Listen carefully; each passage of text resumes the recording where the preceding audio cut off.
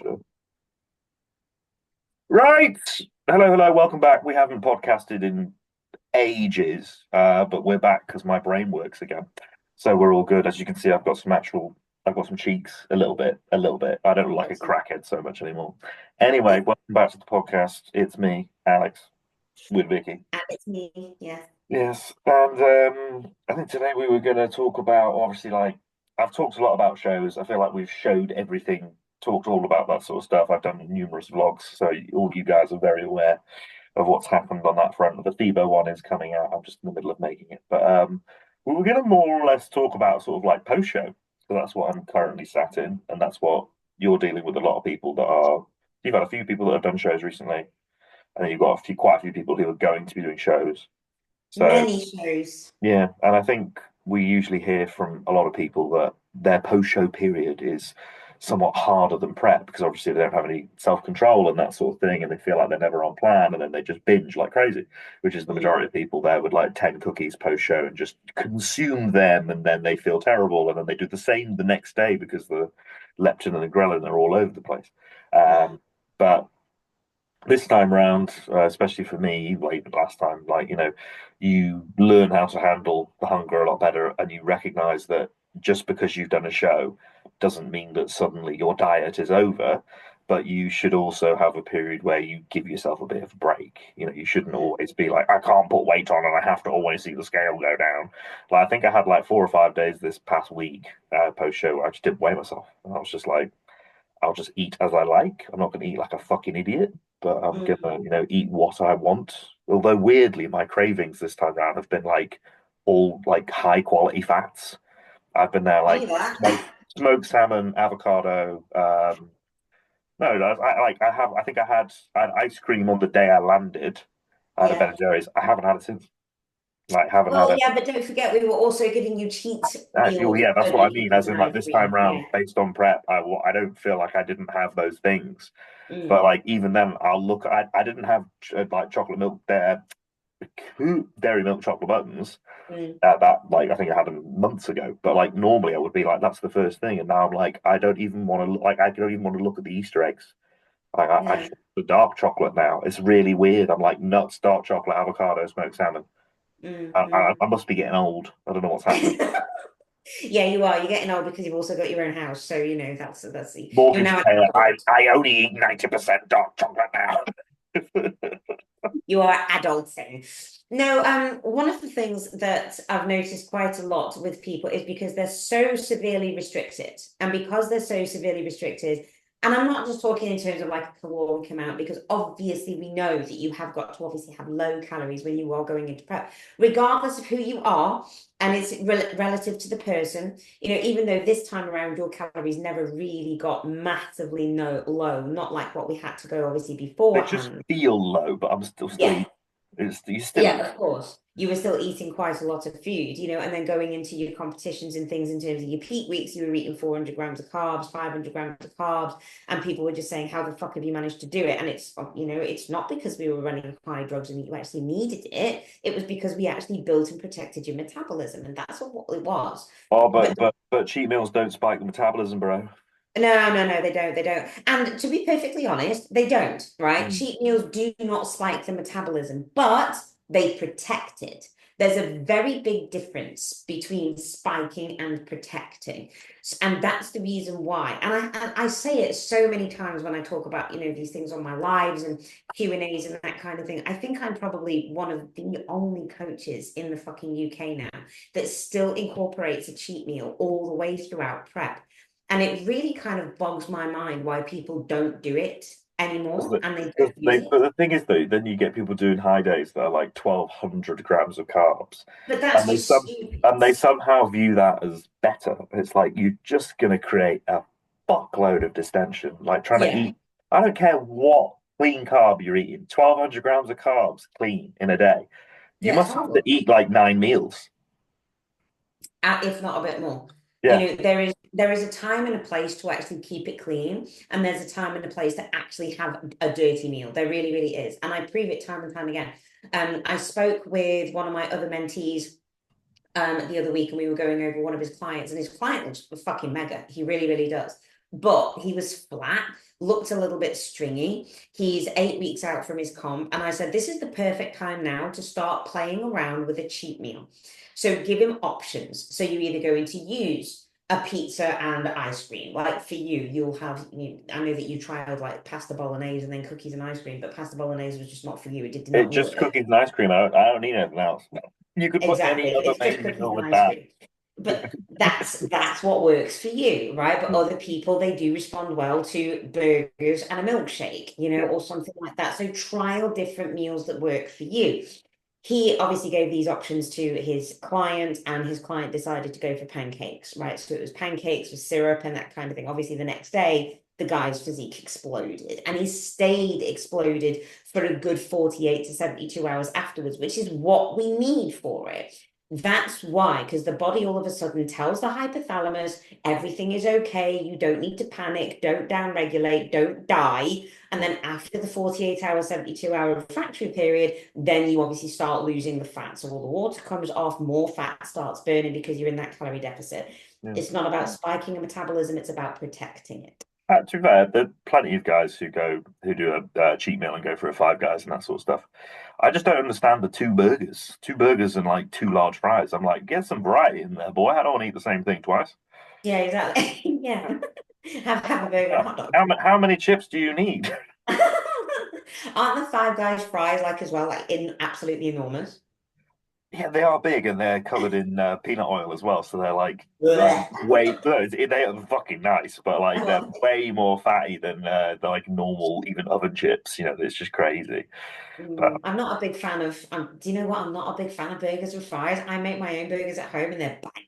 yeah, but this is like, well, this is relative because some people are really good at making steak. Like for a Mm. while, I was like, why would I go to a steak restaurant? I can just make one at home. And then you go to a good steak restaurant, you're there like, yeah, this ain't the same. Can't This is do better this. I steak. don't have the skills. I don't use copious amounts of butter and oil. I Cooking get my what you mean steak. though, because like most burger places, they're just kind of shit. Well, they are kind of It's shit. just Yeah. generic, isn't it? So, but you do get some very good burgers. Like Honest Burger is, in my opinion, the best like chain out there. And Mm. I couldn't do that. And the chips are amazing, that sort of thing. I do like a Five Guys is at least consistent though. Like we have a Brewskis here in Chester, and they just use paprika on everything. And obviously, I can't eat that. I have to No. tell them to be like, "Can you take it off?" And they're like, "But it's in the air you're breathing." And I'm like, just don't put it on The food. smog of Just don't that. put. Why do you need paprika on everything? Can you not make a meal that tastes fine without it? That's worrying. That's the secret ingredient, though, you see. It is, it's the secret ingredient. But no, I Exactly. make my own burgers at home, and it is one of my most delightful cheat meals because I do burgers and then fries, and then I follow that up with whatever kind of pudding that I want to have, which 99 times out of 10, to be perfectly honest, is I'll get a shake from this place that we have down the road who makes like monster shakes. But I'll also just have like build and bake brownies Yeah. because I need I to enjoy try the them. M&S cheesecake, New York style cheesecake. Oh yeah, there is that kind of thing. Because we've So got an M&S food hall as well around well down the road. But anyway, yes, we're just talking anyway, about getting food that we're miles gonna off eat. topic. I'm post show and I'm like, oh, food exists. Um, But yeah, so the other thing that, of course, if people are really restricted, I'm not just talking about in terms of like calories being restricted, because again, everything is relative. Your calorie deficit was what was the lowest that we got down to? What, I think it was like travel. It would have been a travel day. It would have been like 2,100 calories. Oh yeah, so that was travel day. I'm not even going to count that. So Well, it was no, about two and a half hundred, 2,500 on calories training lowest days, yeah. on your training days, which is Yeah. your lowest that you were going to go down to. I But want to it's say not just like low about. 300 grams of carbs, like around that. No, no, no, you were never low that. Your 300 grams of carbs was your travel day. There you go. Fuck me. I don't Yeah. know. So 400. before that, you weren't obviously on anything lower. But the difference here is the fact that you had a micronutrient rich diet. And that was the difference. So when people are going into their calorie deficit, they can eat a lot of food, but if they're just going to be eating chicken and rice or cream of rice and whey, they're so nutritionally deficient. That's the reason why they get all of these absurd cravings. And they You don't see it in the off season too. These guys understand. just eat the same shit, and they're like, "Why would I eat vegetables? It's going to take up space in my stomach." But because why are that's they the not thing, thinking because or that's the considering thing that about will this? allow transit through your fucking stomach, you moron.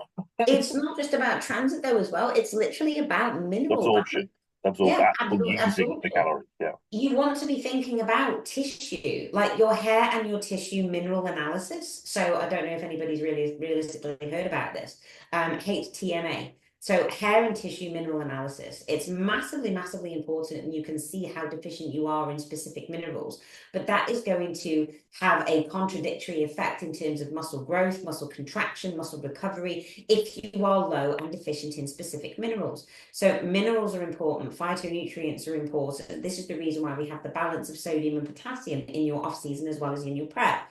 The amount of people I've seen literally just using either 10 or 12 grams of salt, but just I've salt seen and people no use 20. I've potassium. seen people use 20 grams of pink salt a day.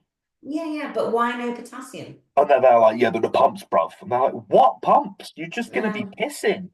yeah, a lot. Yeah.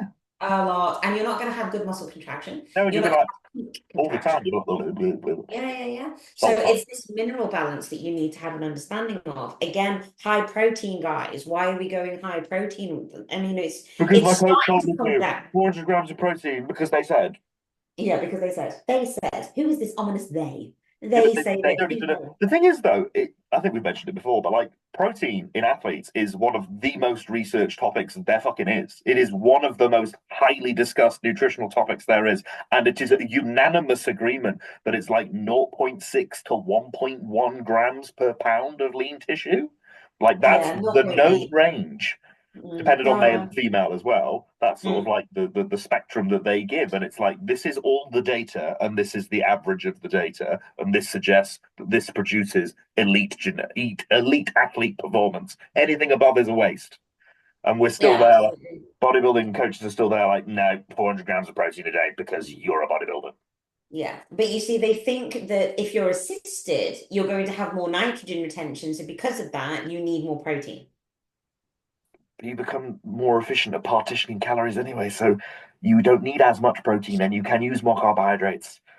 And Exactly. then you Give don't your need to body use more insulin carbohydrate. either because you're No. already more efficient at utilizing the carbohydrates. So when you're only on 500 grams of carbs and your coach is there, like, yeah, basal insulin going in.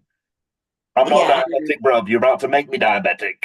exactly. Nutty. Absolutely nutty. I mean, you don't need insulin. I'm not a big fan of obviously using insulin anyway. Again, there's a time and a place, but especially if Water you are, retention. but if you're like, a small bikini girl or a figure athlete or something like that, and you're only eating 200 to 250 grams of carbs a day and you're on 5 IUs of basal insulin, yeah, that's a really fucking stupid thing to do. It really is a really fucking stupid thing to do. Actually, have a better. Oh, actually, that's a bigger thing that we can talk about as well in terms because I haven't set your macros yet because you're having this week in terms of intuitive eating, which is what we agreed with. So, yes, people, I'm not an arsehole. I'm going to allow Alex to eat what he wants for a week. Isn't that funny? Reason being is because Alex isn't an arsehole and he's also been on prep for a long time. Has So been a he while. has been a I while. was like, when did I start dieting? October. I October. was like, that is a while. It's a while. It is a while, but it brought the good luck. And Yeah, yes, okay, people are like, oh, 16-week prep, that's going to be, yeah, but you also had like a month off. I did. And so you had to have that diet break as well because we obviously put you up you just a little bit past your new maintenance aspect, and you gained like what, a kilo? Yeah, that was just from, and it was the back end of Christmas as well. So there was a few social elements as well into that, and it came straight off because of that. Exactly. But it gave your body a time to solidify the prep. And Yes. that's why we run it. So if we actually think about the amount of time that you spent dieting and how we protected your metabolism, we got all of the shitty bit of dieting out of the way first, got rid of all of the body fat, the inflammation, everything that was obviously there. Um, and then obviously we gave you a little bit of a break, allowed the body to refresh, reset, get some more calories in to again protect the metabolism. So again, we then telling the high And performers no thyroid drugs. no thyroid drugs, no, absolutely nothing. We didn't use any drugs in the first part of your prep, No. apart from obviously your normal stuff, but no, TLC, and then it was, yeah, as the TLT. during the diet break, that's when we started. But we didn't change. Nothing changed No, about the stack. It stayed exactly the same. no, absolutely exactly the You same. mean you But didn't put burners, Superdrol in at 2 weeks out? No. no, I'm just and going we to call didn't that use an full amateur thyroid move. drugs. Mm. If anybody ever does that, if anybody listening to this goes, "Oh yeah, I put in Superdrol 2 weeks out," you're an amateur.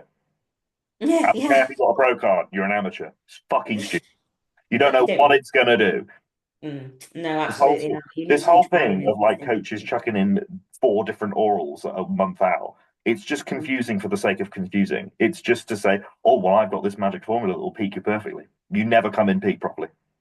You No, put in that's like it. And you four won't different want to. drugs in the space Yeah. of as many weeks, and you're Mm. expecting some kind of magical, dry, hard but full look with your 1,200 gram carb load that preceded a fucking fat load. Like, how Yeah. many things do you want to fuck around with? How much water retention do you want to generate to then have to pull off in the drying out process, bro? If you have a coach that says you're going to dry out, fuck them off immediately because they're fucking stupid. Yeah, 100%. Yeah, it's so silly. Change as Um, little as possible. As little yeah, as possible. that was it. So somebody, I had a consult with somebody, and he basically said, what would your PED cycle protocol look like? And I'm like, I don't fucking know because I have no idea what your body is going to react How to. long's a piece of string? And people don't realize this because they get sent this like by the top coaches. They get sent a big sheet of paper which outlines 16 weeks of what they're going to do. They think that's normal and they think that's the right way to do it. It's like, mate, this ain't a fucking like this isn't a university course. I'm not going to lay out every single module for you from the start because it doesn't work like that. We don't kick you No. through. This isn't a fucking general whatever. Here's the plan, mate, that I've given to 12 different other people in the past week. You know, That's it. But you it's have no different. idea. You have no idea. And it's like I said to this guy on a consult, I was like, if you think about a PED and a cycle stack design, people who have these 16-week, 20-week cycles already planned out, and week 6, you're going to do this, week 8, you're going to do this, and blah, blah, blah. How do they have an absolute idea what your body is going to react to?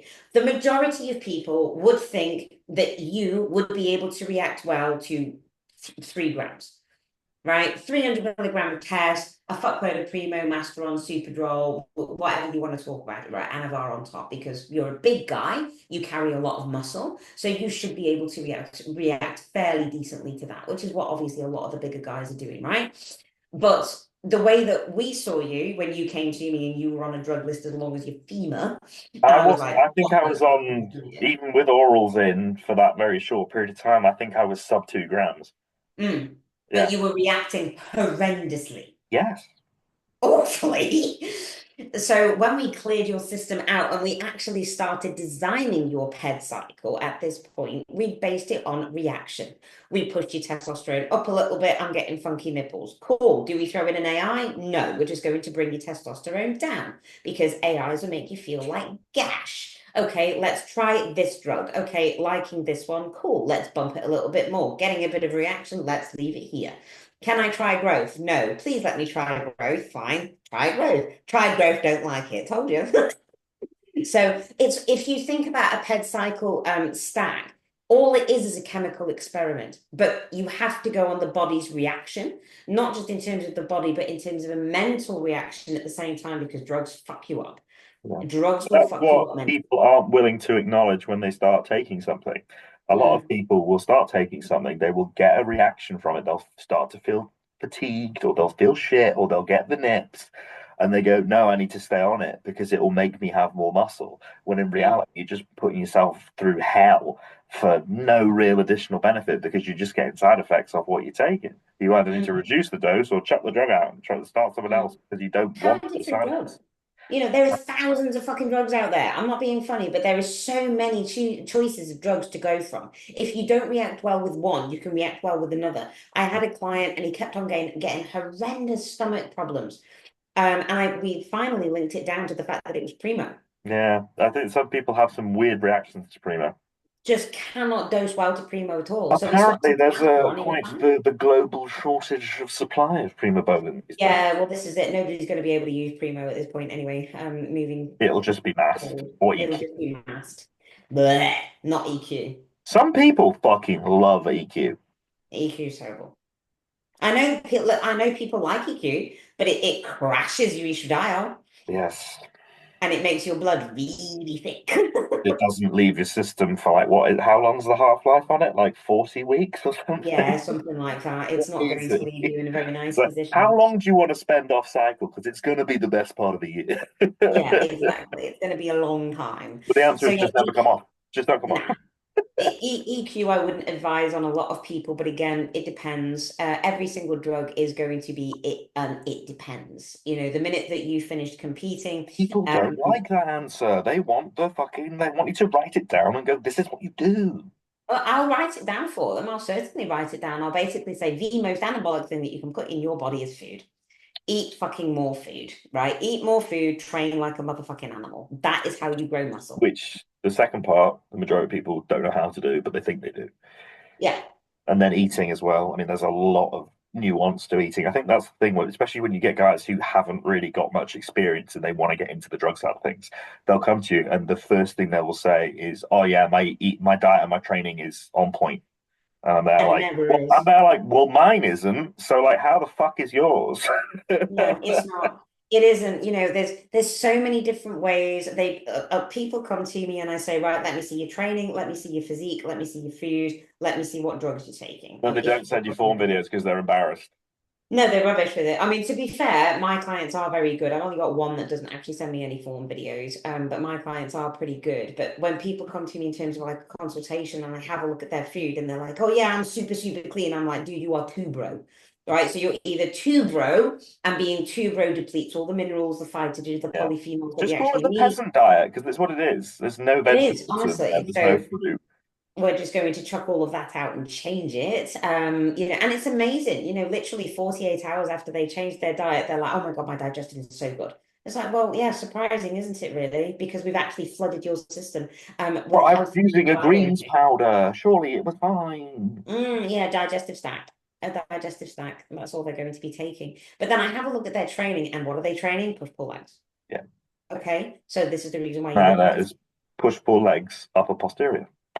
Sorry, my apologies. Yeah. Yes. Other That's people say the oh that's the thing that now. must mean it worked.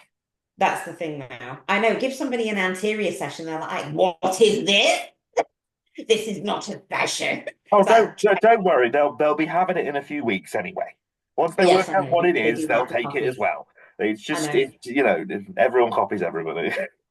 I honestly don't get it because it's just, you know, I mean, you see what I do with my plans. I literally write things by hand, and it doesn't take me 2 minutes to obviously write a plan because I've got to think about the overall volume of the frequency, how many times are we going to actually hit that over Yeah, the but week. you're not on the phone ordering your next G wagon. No, So this is true. This yeah, is true. yeah, At the moment, I'm ordering a door handle for my house. there you go. I know, exciting shit. But you know, again, like frequency, people are downgrading frequency and saying frequency doesn't work. Okay, well, tell me why it doesn't Well, work it's because because you're the not going to be able to next week they'll say that you've got to hit a body part every day if you want it to grow. Yeah, So yeah, yeah. these people are just anxious balls of nothingness that never have a solid opinion on anything because they've not actually tried anything for long enough to make sure it works. They're just flavor of the week. Yeah, exactly. And I mean, the they'll plan that just I shout write the down. loudest and hope that somebody listens, and then maybe they get a client from it. But then the client eventually leaves because they realize they're just full of shit. You've got to be able to have a program that a person can actively do, actively recover from, because we have to look at the arc, right? So it's not just in terms about a max recoverable volume, because the MRV was the buzzword, obviously, a few years ago, wasn't it? Your max recoverable volume. Well, no, actually, your max recoverable volume could also be down in terms of your frequency, because you can hit things more often. There was a study that came out saying that even well-trained lifters actually made more gains by having a higher frequency and accumulating 51 sets, I think it was, across the course of the week. So Across everything. 51 across everything, 51 total sets, but that was also inclusive of terms like bigger frequencies. Now, I've just written a plan for one of my girls. She's been with me for a long time, to be honest with you, but she's just ready for a new split. I've designed it based on where she's obviously in a weaker area and that kind of thing. But I've done her, which is really funny because I said that I would never actually fucking write a push pull legs because it's not a push pull legs, it's a modified push pull legs. So it's modified push. So anything that you can think you can push with, that is what she's got in one of her days. So we've got shoulder press, tricep push down, hip thrust, leg press, anything that's pushing away from your body, that is what is in the program. A Yeah. literal push day, A literal push a day. press away day. a press away day. And then in terms of her pull day, it's a modified pull session. So she's got a pull away day. Anything that you can think that you can pull with, that is going to be your pull day. So again, we're talking about RDLs, bent over rows, anything that realistically involves a pull or that pulling action, that can be it. So it's not just a full body, it's specific, because then that way she can do modified push, modified pull, upper, lower legs, or upper, lower, and then she's actually got like delts and glutes, because that one's going to be for her. So it's nothing like what other people have actually seen before, but she's actually hitting her body groups all the way across the It's because everybody thinks about training in like 3 or 4 different splits. They go Mm, like, oh, there's the bro split, there's like a full body split, which no one really does because they're brutal. mm. And then you've got upper lower or push pull legs, and that's how people view training. Why can't people view Because of training Jordan in terms Peters. of That's the only reason is because everyone's watched that shit by Jordan and just goes, oh, that's it. And it's like, okay, what is a bro split? Because realistically, you saying that a bro split is one body part per exercise is not how those guys used to train. That no, is not at not how all. the Golden Era guys trained at all. They did not go in and just do chest. No, I'm just gonna do chest today. Yeah, that was not how they did it. If you listen to anything that Arnie says, he's there like, I was in the gym for 3 hours and I would do fucking everything. Yeah, absolutely. And then he had a break, and then he went back later on in the evening time and did double day sessions. But what I really really want to try and get across, especially this year, because I think that training it's really lost its stimulus. It really has, because I think people have just lost their way with understanding what training is. Well, because our top coaches aren't bodybuilders. Well, They there is did that. one show and now they sit behind a desk and they're there Mm, programming people by sending them the same program yeah. because they Like haven't copy got paste. anything else. They don't think about this stuff. They just Mm, if they go to the gym, it's to get back into their bodybuilding journey. And it's like you never had one in the fucking first place. You just took X amount of gear and then were like, I'm a guru. that's it.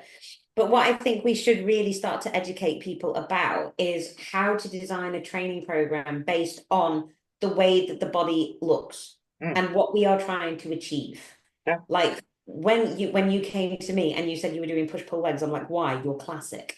Why the fuck are you No, I was training doing push pull legs upper posterior. upper posterior? Yeah, my Yes. apologies. But I was still like, why? Posterior You're upper, whichever way around it was, whatever. yeah, whatever it was. But you were missing out on the vital parts to sculpt your physique. Classic physiques should be sculpted and molded, not just fucking thrown heavy shit out and then hope for the best. That's the reason why you don't get classic guys looking like classic guys.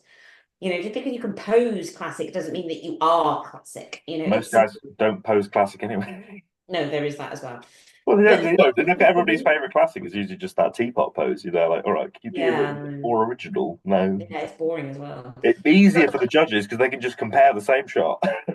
Yeah, exactly. But look at the physique, analyze the physique, see where a weaker part is, see where you can put more volume is, get feedback from that individual and just kind of say, okay, if they're coming back to you and saying, do you know what, my hamstrings are fucking fried, cool. Let's just bring the volume down on your hamstrings a little bit, but put the volume into somewhere else where you feel like you can have more volume. Do you remember the line though from numerous coaches, like not that long ago, was, "Oh, we don't change your training program because you're supposed to run it for ages." Like, what if it's not fucking? What if you get a month in and the guys are like, "I'm bored and this ain't fucking working"? What are you gonna say? Just keep going, bro. But I don't Yeah. like these movements. Are you gonna help me out with them? Even then, if there's more help and it doesn't click, are you not gonna swap it? It's Mm, one of those. It's like you've got to be like you've got to fluid. have communication with the client to say like, is this working for you? Because it doesn't look like it's fucking working for you. Yeah. Yeah, exactly. A training program should evolve with the individual, Mm. because it's like, how many times have we changed your fucking program? Yeah. Okay, great. Loads, right? Because, and it's not the fact that it was based on your boredom. It was based on the fact that you needed to grow certain body parts. You needed more chest after the first comps that we did. Fine, we'll give them more chest. Now they can see your chest from your rear double. To be fair, they still want me to have more chest Yes, I know we because do I need had more. that. I got that thing, didn't I? Which is now Yeah. thankfully gone. I've worked out to get around that, but But again, the next feedback, you need more legs. yeah. Fine, we'll give them more legs. We gave them more legs. But it was a completely different program to what we were doing when we were focusing on your chest. And no, it was not like a chest specialization block. Fucking hate that. 4 weeks Fucking of hate it. 4 weeks of chest or something. 4 weeks of a specialization block. It's like, fuck off. Well, No, we're still you know where that in comes from and who house. pushes that, and it's like he's not a bodybuilder anyway. Pisses me off. It Well, really does. these guys that are exercise scientists, I appreciate you've done your research, lads, but you're not bodybuilders, and you're shit bodybuilders if you are. No, exactly. None of them And have got again, any how many times detail. have we said it? Science is one thing. Science is cool, right? Because I'm a fucking nerd. You can ask anybody how much of a geek and a nerd I am because I'm always studying and I'm always reading scientific papers because I love it. But science is one thing, anecdote is another. Yeah, I'm a fucking dietitian, right? Do you know how much information I use from that dietetics degree into my actual coaching? probably a smaller percentage because you've got to use the real world examples. Yeah, probably about 13%. I Yeah. probably use about 13% of everything that I've studied in that dietetics degree, as opposed to what I actually use anecdotally. And it's the same thing with training. Yeah, You it's know, do like, you you know, think if you want to ask somebody how to be successful in business, you don't ask the business studies lecturer. You ask the guy that's got the multi-million-dollar business because he's the one who's fucking doing it and thinking about how to move his business forward. This guy who's the lecturer is just looking at what he's done previously and going, "Oh, these were good ideas," and he's there like, "Yeah, fucking no," and now I need to push it forward because that's old shit now. So, exactly. We actually had a business lecturer. And you know what? He was a business lecturer talking about owning your own business. And it was like, have you ever owned your own business? Well, no. So what the fuck are you going to teach us then? Really? yeah, Really? And it's exactly the same. The guys back in the days, obviously the big guys who I'm talking about, the ones who came up to the Olympia and that kind of thing. Do you think they sat down and had access to all these scientific studies in saying like what was the best way to line up a fucking hack squat with a what's it called? A water meter. What's the little thing with the bubble in the middle? oh, well, a spirit level. Thank you, with the spirit level and like a ruler and all this kind of bollocks. No, they just got in and they actually trained. You They just work trained hard. hard, heavy, and frequently. That's what they did. Yeah. And but they did it to their strengths. I'm looking a bit I'm overcompensating with shoulders. Okay, so I'll take shoulders out and I'll put chest in. I put up a story of one of my clients. He's got these enormous fucking shoulders, absolutely enormous shoulders. He looks at a dumbbell raise and It's he's just like, explained. oh, it's Yeah. like, okay, don't train shoulders anymore. Just don't train shoulders Yeah. because you don't need them. And they're not going to go anywhere. They're not going to atrophy. But again, it's knowing how to program somebody by looking at the physique. I've had 3 applications for people who have come through. I'm like, cool, send me your physique. Now send me your training program. That's the reason why your physique looks like this. Yeah. You're lacking this, you're lacking that, you're lacking the other. So this is all going to be ripped up, torn apart, burnt on fire. Well, And how do we know that the one indicator I have more than anything with people is how I know how well you train is what do your arms look like? If you've mm. got no bicep peak, it's not genetic. You just don't know how to train your biceps well. And it's a lot of detail. Like you really have to be specific if you want to get a bicep peak. You have to really focus on supinating the wrist really hard and making sure that Yeah, you connect with those movements. Plenty of people just go, "Oh, arms are really boring." It's like you'll always have shit arms. You yeah, always have shit absolutely. arms. I don't care. And in the other gender, it's glutes. Yeah. Glutes are horrendous. You see girls in the gym, and I think a lot of it as well is to do with egotistical lifting, because men are egos, but women have just as bigger egos. Well, I've seen so many bikini girls get on a Nautilus glute drive, put 7 plates on it, and still come off looking with a pancake ass. And I'm there, Yeah, yeah. I was there at the time with like 3 or 4 on there, and I've got a fucking pumpkin for an ass. And it's just Mm. like, I'm also double your body weight, and I'm using less than half of what you're using, and all of you is knee drive. It may as well just be like a leg extension for you, but you want to Exactly. pretend that oh, well, I must be getting an ass because I'm using all the weights in the gym. It's like same as the guy who's on the leg press quarter repping. Yeah, exactly. You So know, we're looking at form in terms of like exercise execution, but we also have to take into consideration that some people, you can have 2 bikini athletes, right? Or 2 figure athletes, and they will have the same frame and they'll have the same kind of like makeup as such from that side of things. One's going to be really fucking strong, and the other one isn't going to be as strong. So how do you structure their training program? Because realistically, you're going to look at them and go, okay, well, they're bikini girls, so I'll just give them a bikini girl program. But if one's really fucking strong and the other one really isn't, how are you going to structure it? You're going to have to give the one who isn't very strong a little bit more volume, more metabolite based work in order to really kind of get that pump flowing and be able to get her to a failure point, which means that she's going to be on a higher volume. We can still obviously push intensity, but she is going to be on a higher volume. Oh God, my apologies. All of these other people who are saying that high volume don't work. Well, it's going to work for that person because she's not going to be able to push the amount of weight that we needed to in order to create the intensity from strength. This thing of starting training from a low volume perspective, I think it's a really bad move because It's stupid. you need to acquire exercise skill. That's number one. You aren't just going to be like, right, I'll just get in the gym in 6 months, I'll have fucking loads of muscle. You don't even know how to squat yet. How are you going to have giant legs in 6 months? You've got to acquire the ability to perform said movement patterns before you even think about loading it. So why aren't you doing 3 to 4 sets? Why are you thinking, oh, well, I don't want to generate too much fatigue? Mate, you're using 20 kilos. You're not going to Yeah. generate any fatigue. You're not strong enough to generate that fatigue yet. The only way you're going to generate fatigue is from doing volume. Yeah, exactly. And fun enough, volume is a measurement of weight times reps. So if you don't have as much weight, you won't be getting as much total volume. It's nothing to do with the number of reps you do, it's to do with the amount of total load lifted. That's volume. Mm. But So people don't like it any more than 2 sets. What? Any more than 2 sets? Fucking hell. What? And then, was it last year or the year before? There was people who were going through phases of starting off with 3 sets and then adding a set building it, every week. Yeah, in terms of like until they get to like intentionally causing themselves to need a deload every 4 weeks. yeah, what is the point in that? Don't get It's it. like, I I'm going to really fuck don't. myself up on purpose. Honestly. And honestly, there is nothing wrong. What's Everybody's the like, adaptation, bro?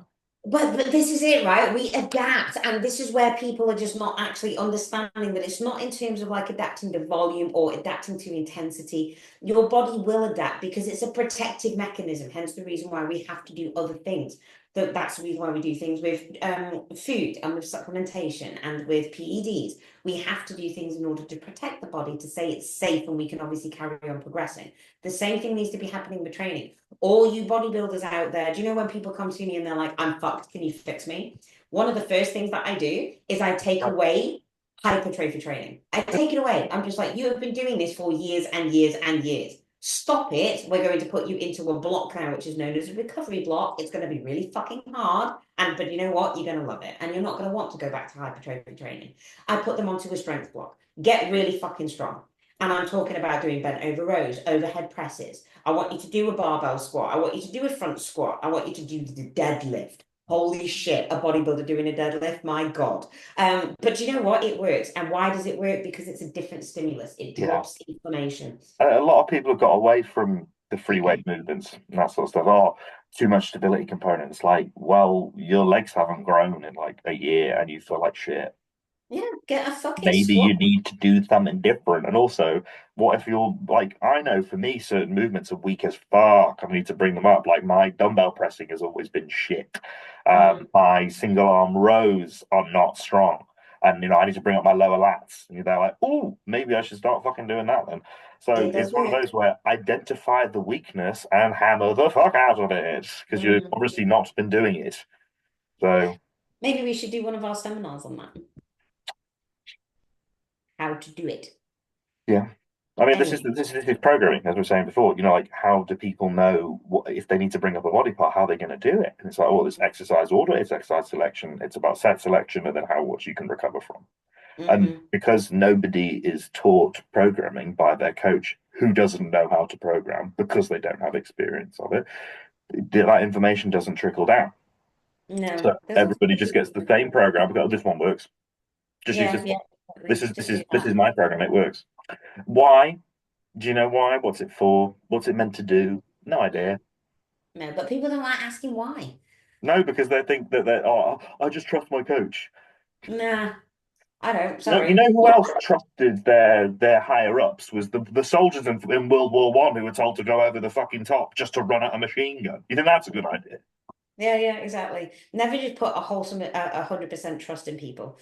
You just really can't. You can have 99% of your trust in that person, but it's like what? It's like when I sent you over your new training split, and the split was like, yes, I like that split. We shall do that split. And then I designed the program, and you're just like, yes, but But no.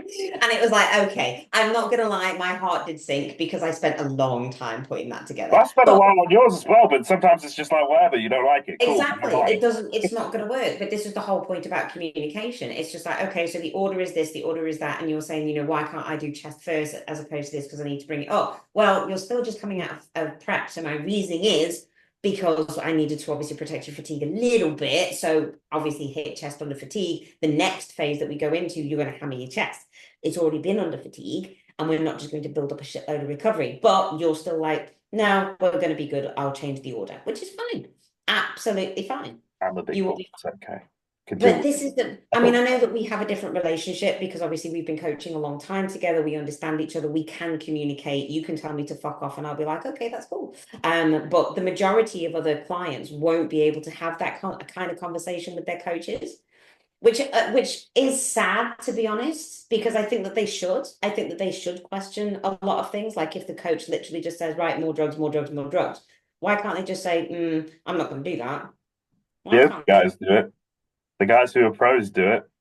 They Well, the don't guys listen. who are pros do it, but the They don't amateurs who are listen. wanting to get to pros, they don't want to do it. I've seen the pros and they're like, dude, I am not doing that Not a because fucking they've chance am I lived doing through that. it. But it's also the fact that they have been an amateur and they've done it in the past. They've lived through the mistakes, so they understand what not to do from Yeah. an anecdotal experience, even if they're not a coach themselves. So I think that that should be a good lesson to amateurs who do have coaches who just kind of say, do this, do that, do the other. Say no or why. Yeah. You really Biggest should. thing would just be if you have any concerns, ask why. Yeah. And if the explanation is a little bit fishy and it's not what you're thinking they should realistically be getting at, then don't No. do it. You don't No, have to tell them you absolutely. don't want to do it. I would personally say I'm not going to do that. And if they Mm. get pissed off with you for that, on their head be it. But Exactly. like, That's if their they want to problem. fill you full of orals and fucking put your clen up to 120 micrograms plus, or put your put any T3 T4 in from a very long distance out, I'm talking over 4 weeks out from a show or anything like people start from fucking start prep. If any of this sort of stuff is coming up, then just say you don't want to do it because it will just fuck you up. That's all it's Exactly. going to do. Like, you don't need these drugs to qualify yourself as a bodybuilder. Because I feel like that's what a lot of people do. They just take the stuff and they listen to the coach because the coach goes, oh, well, that's what you do because that's what bodybuilders do. Like, who Mm. needs to take Anavar and Winstrol at 50 milligrams a day for a fucking amateur show when most pros don't even do that? I know. I know. It's And you want terrible. to sit there and say, oh, well, the pros take 4 grams. They don't. No, they really don't. They really don't. No. And you want to sit there and justify, an amateur coach wants to fucking sit there and justify their pushing more drugs on you because they think it will make you look better or it's their method. And it's like, all it's going to do is put a massive hole in your wallet and shorten your life. Yeah. And, Your and gut is going to don't be a give, chemical oh, but these guys are thing. the genetic elite. It's like, no, they've just been doing it long enough to know that they're good. Exactly. That's it. So Yeah, yeah, so don't be afraid to ask the question why, and don't be afraid to say no. Just the example that I gave when I did Alex's new training program, he went, yes, but no. I don't take offense to that. Regardless of the fact that it obviously took me a while and that kind of thing, it doesn't matter because in order to make the progress, you as a client have got to also enjoy the program that you're going to be doing. Even if it is just for a 4 to 6 week block, you do still have to enjoy it because that's what's obviously going to create the consistency, and the consistency and the frequency is what's going to create your physique. it's got to make Don't, sense to you as well. If you see somebody yeah, doing it does it, have to make you sense. just are like, what? Like, you're not Yeah, going to do it. You're not exactly. going to believe it, are you? So why the fuck would you do it? You don't Yeah, believe in it. yeah. And well, that's the same thing with drugs, isn't it? You don't believe in it. Well, So everyone wants to same believe in thing. drugs because they work. Well, they do work, but to an extent. They also fuck you up if you have too Yeah, many. especially if you put like three different things in at once. You have no idea how one of those might react, let alone three. Exactly. So, Any usual. yeah. Right, I think that's been a good hour of chit chat as we always Yeah, do. it's been about 45 minutes, I think. That's long Oh, enough to that's be, isn't good it? for us. I feel Fine. like if you have a podcast that goes on for fucking ages, I just turn it off. I just get bored. Yeah, they do. They do like our ramblings, though, to be perfectly honest Well, with it's you. because we both speak at a million miles an hour and it gets done. It's dense. Well, this is true. Yeah. The information comes thick and fast. have more information. Yeah. But yeah, if you want us to talk about anything in particular, then obviously just shoot the comment underneath the YouTube section, like, subscribe, and all that kind of jazz. As you do, we will be announcing something very interesting very soon. So stay tuned for that. Other than that, love you, bye. Yeah, that'll be it. All right. See you in the next one. And tell your friends, all that sort of shit. Like, share, subscribe, the usual. All right. Bye bye. Bye bye.